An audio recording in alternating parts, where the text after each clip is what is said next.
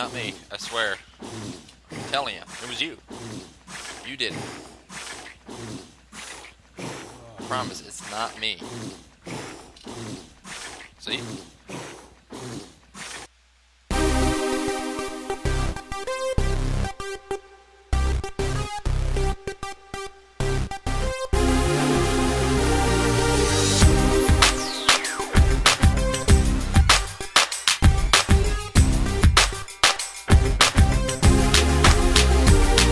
What is up, everybody? My name is Commander, and welcome to another episode of Ark Survival Evolved. Today, I'm going to give you my top 10 things that you didn't know about being an admin.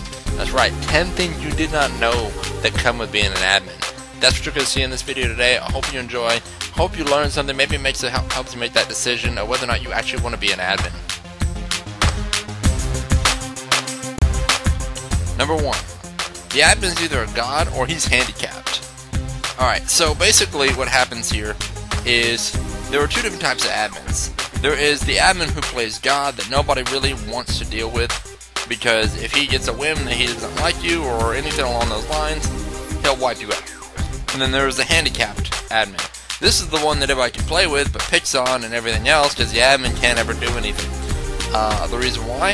He is either, if he plays the God, nobody will want to play with him because then he can do whatever he wants. If he plays normal, he becomes handicapped because every time he's ever stepped away from the game to do adminning for the server, he pays for it. He pays for it with his time, he loses resources, loses construction. So if you had something like a War Day event going on, his base is less well prepared than yours. Granted, he may have more time than you, but he is handicapped on what time he had. He spends so much more time out there helping people than actually doing his own thing. You'll basically run into a lot of that, events and everything as well. Either you can't participate in them because you're the one who set them up, or just in general, you have to come in. If you do come in, you have to make sure you're using less than your best gear. Like when everybody comes in flak, you have to come in chitin. Just because you have to make sure it's fair. Now, that's a little bit of a stretch on it, but it's essentially the same idea.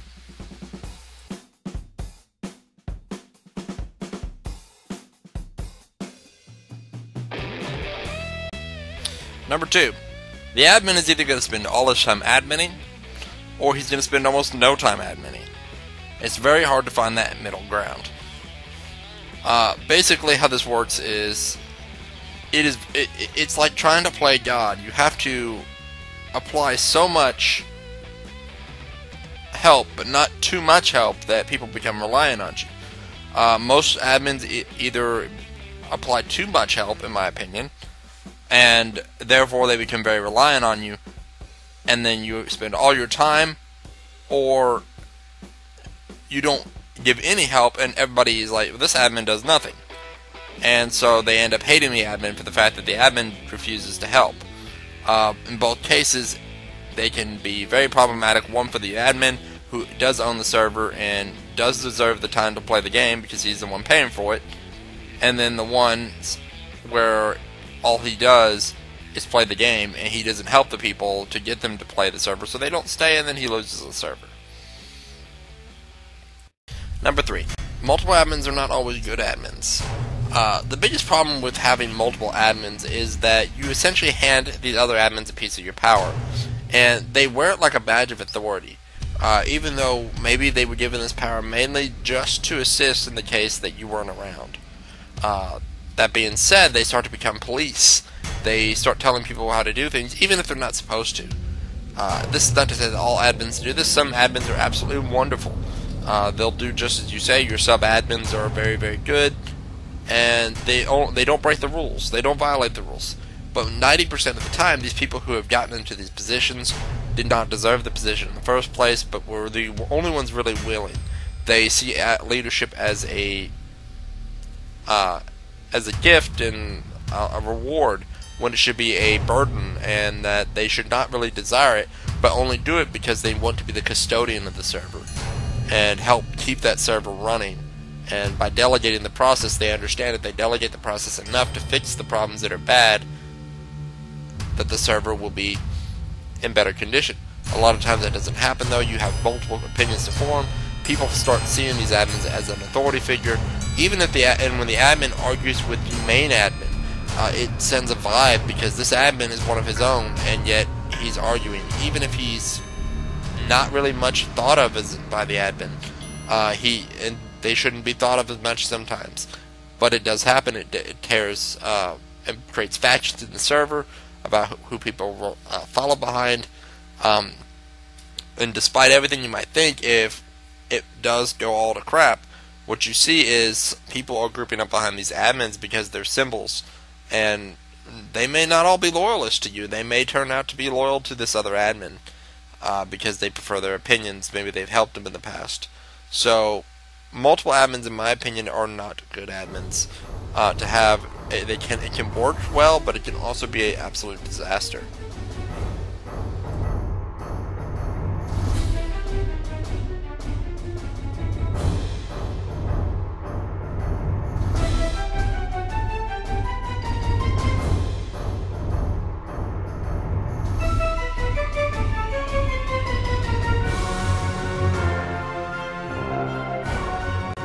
Number 4.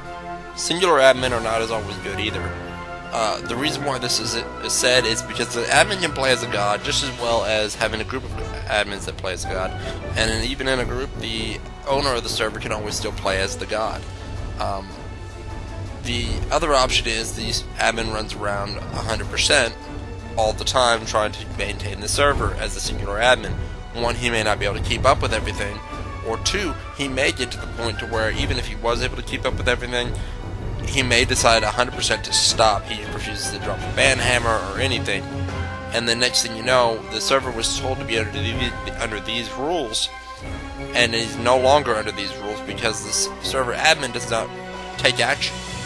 This can be very bad for the player because then the player is on a server where the server could be completely ruined by a single rule being broken, and next thing you know, they end up wiped because no one is willing to take the ban hammer and drop it when necessary to make sure that the population is following those rules and that everybody who came under these pretenses is going to be able to continue to play under these pretenses.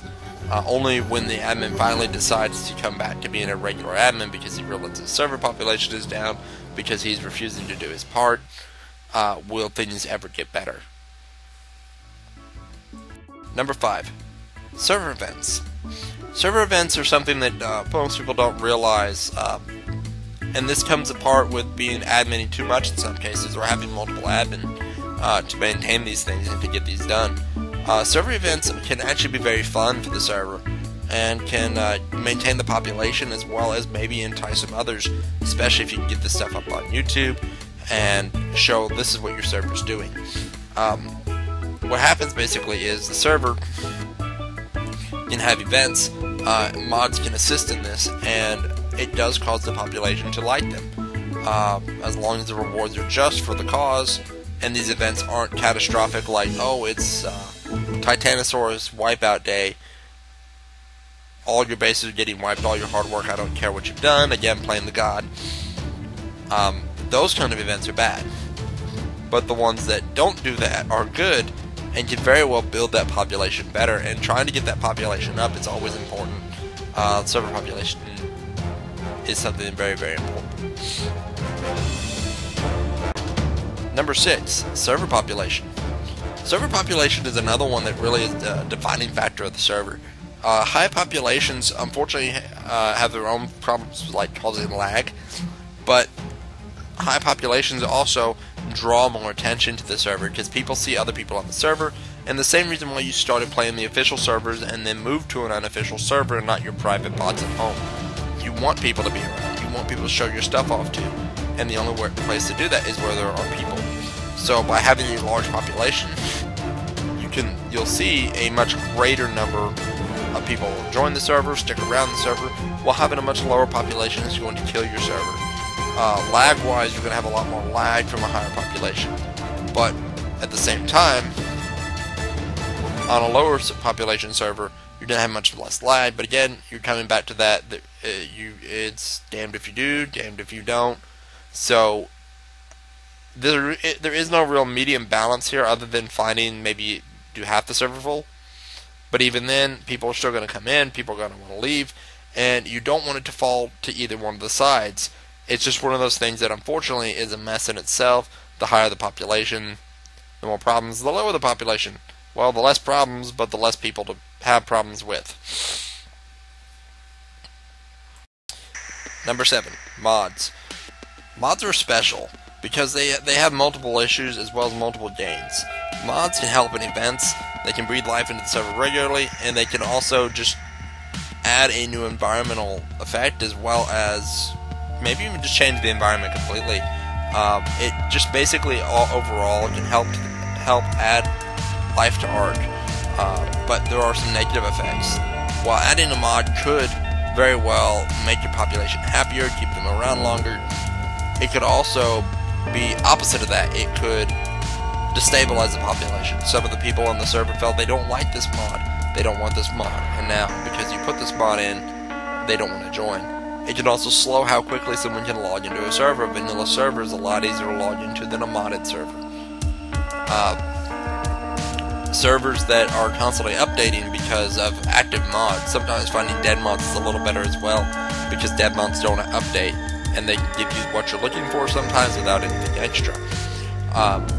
But when they're constantly updating, the mod updates and updates and updates, it takes downtime, and if you don't have the luxury to sit there and babysit the server, or if your server automatic updates when these updates happen, you could cause people to be kicked or be on the server and then or not able to get onto the server.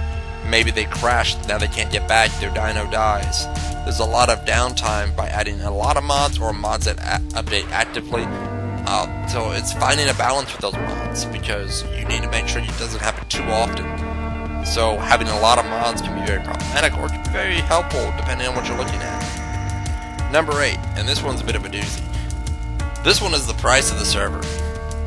Sometimes when you own a server, it can be very cheap, depending on who you go through. Host Havoc's a great example, and I've never really had too much problem with lag at Host Havoc. Host Havoc has been a very good server to me, but not all servers are like that. Some servers are absolutely, no matter, even though you pay a high dollar, that they don't provide much service. As well as not providing much service and paying for this server, you might find that it becomes expensive to maintain this server.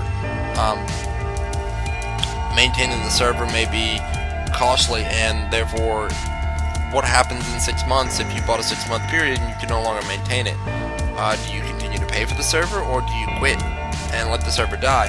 This can lead to your server not running anymore, and then next thing you know, you're back on an official, or you're on an unofficial, or you're restarting trying to find a population again. If you do come up with the money again to restart the server, will you people come back? Probably not, but there is always the chance that they hear, hey, look, he's got a server up, but they're always going to have that doubt. What happens when the money runs out? Number 9, having other people pay for the server.